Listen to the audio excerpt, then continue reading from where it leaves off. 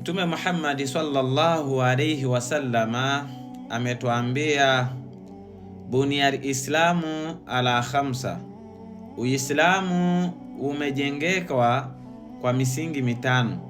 Yani Uislamu una nguzo tano, basi hizo nguzo kila Muislamu anatakiwa aziheshimu na azikubali. Nguzo ya kwanza ni ashhadu an la ilaha illa Allah, ni kumwamini Mwenyezi Mungu na kukubali hakuna mola au Mwenyezi Mungu apasayo kuabudiwa kwa haki isipokuwa ni Mwenyezi Mungu mmoja, hana mshiriki, hana mwana, hajazaliwa, hana alitokea wapi. Wa ashhadu anna Muhammadu Rasulullah, na kushuhudia kukubali kuamini Mtume Muhammadi ni mjumbe wa Mwenyezi Mungu. Hiyo ndio shahada ya kwanza, nguzo ya kwanza ya Uislamu. Nguzo ya pili inakuja kwa kusema iqamatu swala.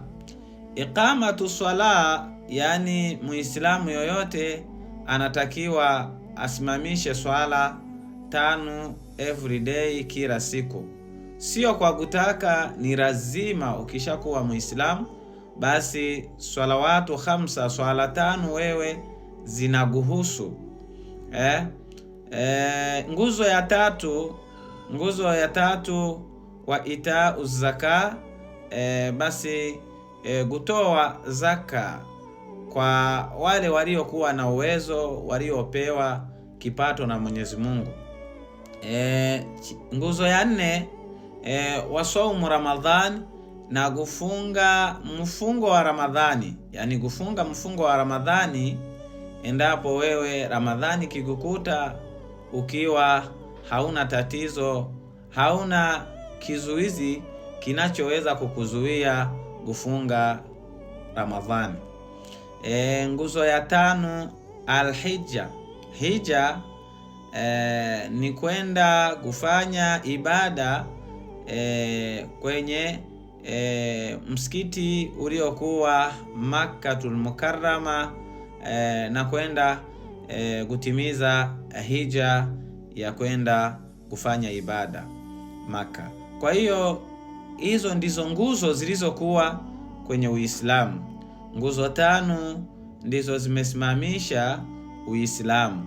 Mwenye kukataa nguzo moja katika nguzo 5, basi huyo fakad kafara, basi amekufuru, ameshakuwa shaitani, ameshakuwa marihuni, basi huyo sio Muislamu tena, isipokuwa ni minarjinati wanas, ni shaitani miongoni mwa watu.